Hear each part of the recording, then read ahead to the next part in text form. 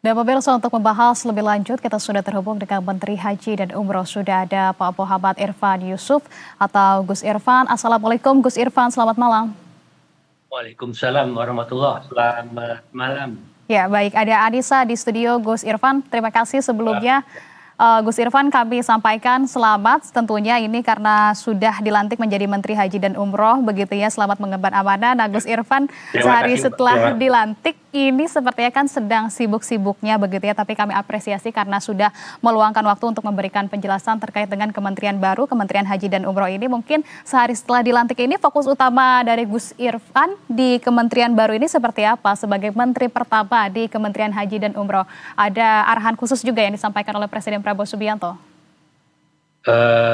Untuk hari ini, hari pertama ini, kita tadi berkoordinasi dengan kementerian lain, ada Kementerian Sesnek, Kementerian Hukum, Kementerian Pan-RB, dan juga termasuk Kementerian Kesehatan, membicarakan tentang organisasi Kementerian Haji yang baru ini.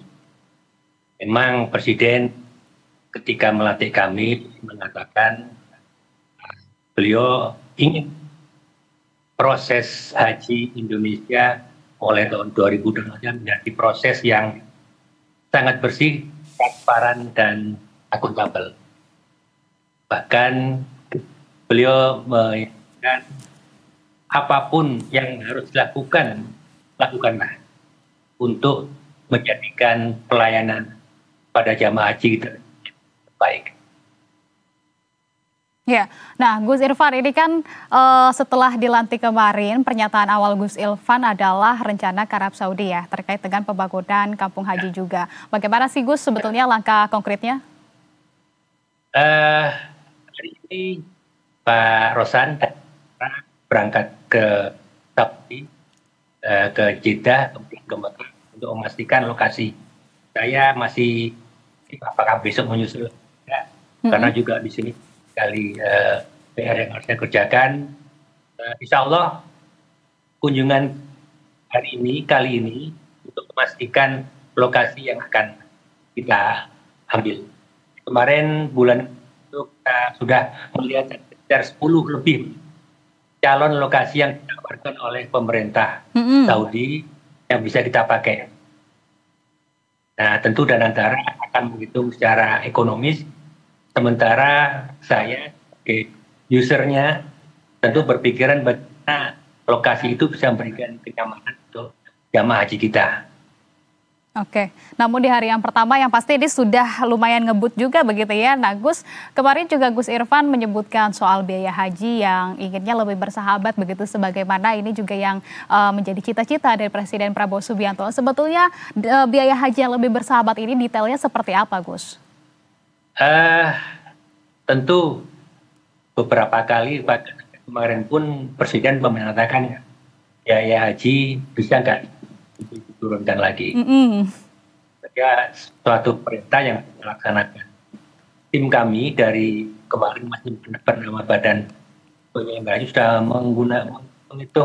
melakukan simulasi berbagai cara bagaimana bisa mengurangi biaya. Sebagai contoh Mbak ya,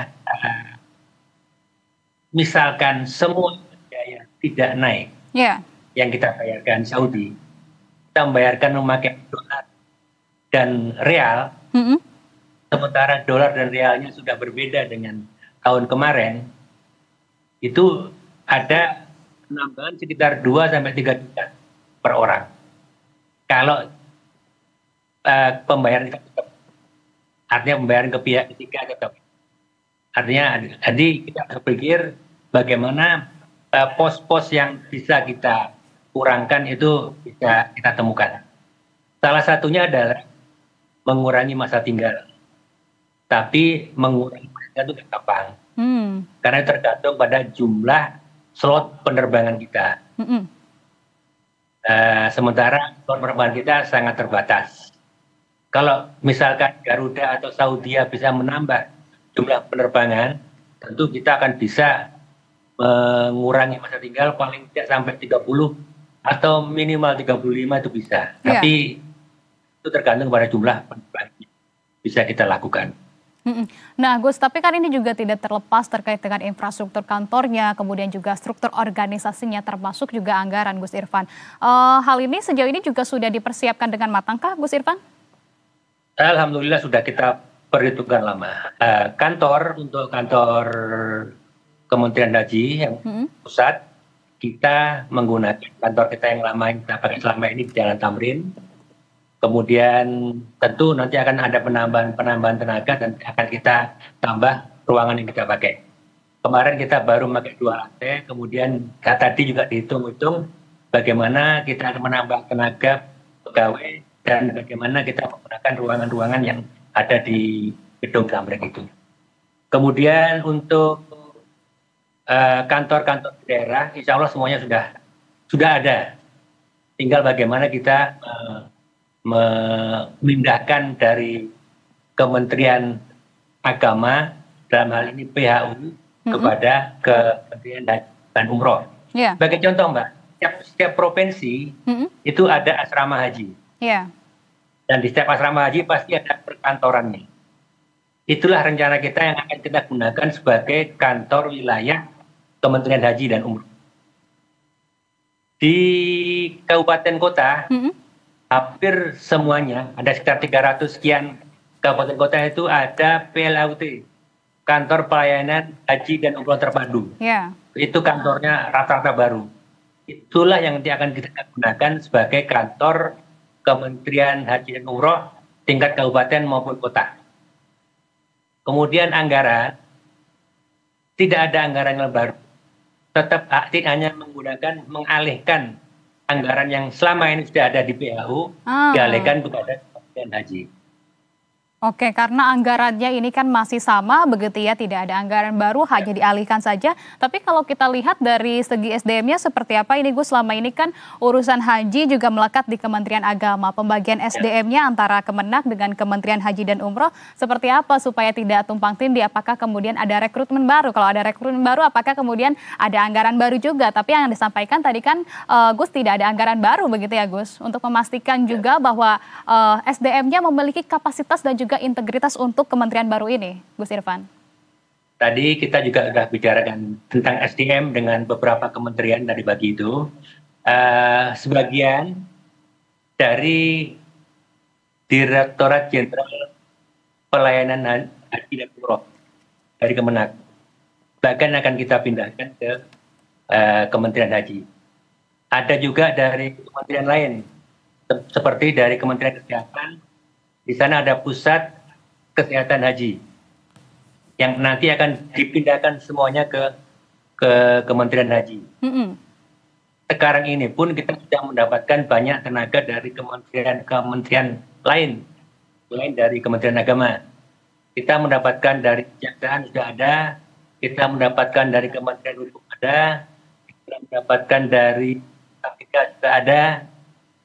Artinya tenaga kalau merekrut baru sama sekali, tidak. Kita hanya mengalihkan dari kementerian lain ke kita. Demikian juga di tingkat provinsi maupun kabupaten kota. Di tingkat provinsi itu ada Kabid Haji Kemenak. Nah, ini bagian hajinya yang akan kita geser menjadi kantor wilayah provinsi dari Kementerian Haji dan Umroh. Demikian juga di kabupaten maupun kota. Jadi tidak ada anggaran untuk penambahan tenaga baru, nggak ada. Iya, tidak ada rekrutmen baru, artinya hanya ada peralihan saja. Kalau begitu terkait dengan proses peralihannya sendiri, ini bisa terbilang jauh lebih smooth atau seperti apa yang Anda harapkan dan juga tentunya yang Anda lakukan begitu ya, Gus Irfan, agar kemudian juga tidak kagok begitu ya dari masa peralihan ini? Peralihan tadi juga dibicarakan antara beberapa kementerian tadi. Kita harapkan bisa berlangsung secara smooth, tapi tanpa menghentikan pelayanan proses haji. Jadi proses haji kan sudah berlangsung ini, pendaftaran, persiapan para calon jamaah haji sudah mulai berlangsung.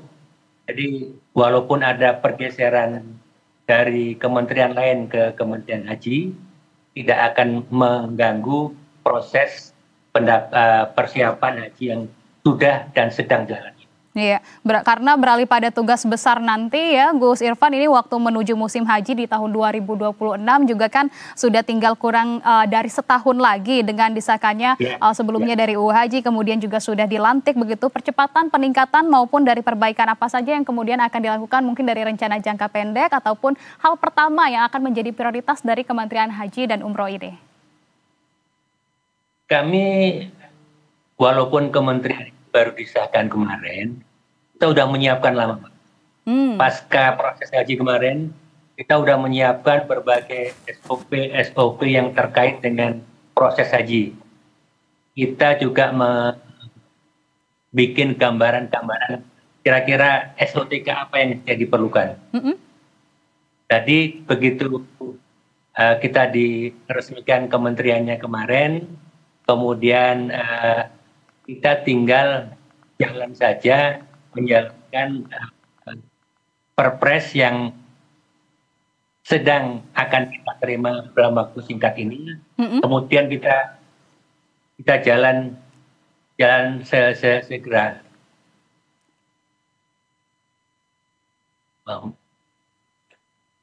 Menteri Haji Saudi. Iya. Nah, Gus Irfan, ini mungkin lebih personal begitu ya kepada Gus Irfan karena memang Gus Irfan menjadi menteri pertama di kementerian baru ini, Kementerian Haji dan Umroh. Mungkin visi besar Gus Irfan begitu yang disiapkan agar kemudian Kementerian Haji dan Umroh ini juga bisa menjadi transformasi bagi penyelenggaraan haji di Indonesia, bagi umat Islam di Indonesia begitu. Indikator keberhasilan nanti yang menurut Anda bisa menjadi awal dari kepemimpinan Anda, kemudian juga Gus Irfan sebetulnya ingin diingat seperti apa sih sebagai Menteri Haji dan Umroh pertama di Indonesia, Gus Irfan? Tentu kita berharap bahwa tidak perlu mengingat saya. Ya, kita berharap bahwa Kementerian Haji ini akan dikenal sebagai kementerian yang tentu yang pertama. Yang kedua tentu kita berharap bahwa kementerian ini bisa menjadikan pelayanan kepada jamaah haji sebagai faktor utama dari semua prioritas kita. Iya, Gus Irfan terakhir mungkin ini yang juga mencuat begitu ya terkait dengan kuota haji. Soal kuota haji sepertinya tidak bisa kemudian tidak dibahas juga kalau kita membahas terkait dengan haji. Nah, saya juga ingin penegasannya terkait dengan pembagian kuota haji sebetulnya yang memang sudah di mapping begitu ya dari Kementerian Haji dan Umroh saat ini yang adil aturan dan juga mungkin implikasinya seperti apa sih Gus? Apakah juga ada kontrol supaya kuota haji tidak disalahgunakan sebagaimana kasus yang sudah kita lihat sebelumnya ini Gus Irfan? Kuota haji sepenuhnya memang domainnya pemerintah Saudi. Kita kalau kita ingin nambah tentu hanya kita ya bisa minta. Tapi keputusan terakhir tetap dari pemerintah Saudi. Sementara pemerintah juga sudah ada angka-angka yang mereka gunakan untuk menentukan berapa kuota haji tiap masing-masing negara. Tapi sampai tahun ini belum ada resmi angka yang dikeluarkan oleh pemerintah Saudi. Tapi beberapa kali saya komunikasi dengan Kementerian Haji Saudi, ini barusan beliau juga nelpon saya. Belum ada angka resmi, tapi beliau mengatakan udahlah pakai angka yang tahun kemarin untuk persiapannya. Jadi kita sampai hari ini kita menyiapkan angka 221.000 itu. Oke, baik. Tapi artinya sejauh ini langkah diplomasi dengan Kementerian Saudi ini juga sudah berjalan begitu ya? Apakah menurut Anda jauh lebih mulus tidak sih Gus? Karena kan sekarang sudah setara begitu ya kementerian dengan kementerian dari sebelumnya adalah BP Haji, Gus Irfan. Insya Allah akan jauh lebih mulus. Karena walaupun masih badan penyelenggara haji, kayaknya juga sudah beberapa kali bertemu dengan Menteri Haji. Dan selama kita wawancara tadi ada telepon dari beliau juga, dari Menteri Haji yang sempat saya angkat. Jadi insya Allah dengan Kementerian Haji Indonesia ini kita akan jadi lebih mudah dalam berkomunikasi dengan teman-teman di Saudi. Oke, baik. Tentu menjadi harapan kita bersama begitu ya dengan adanya Kementerian Haji dan Umroh bisa menjadi reformasi penyelenggaraan ibadah haji di Indonesia. Gus Irfan, terima kasih banyak atas penjelasannya terkait dengan kementerian baru ini. Salam sehat selalu untuk Anda Gus Irfan. Assalamualaikum. Waalaikumsalam.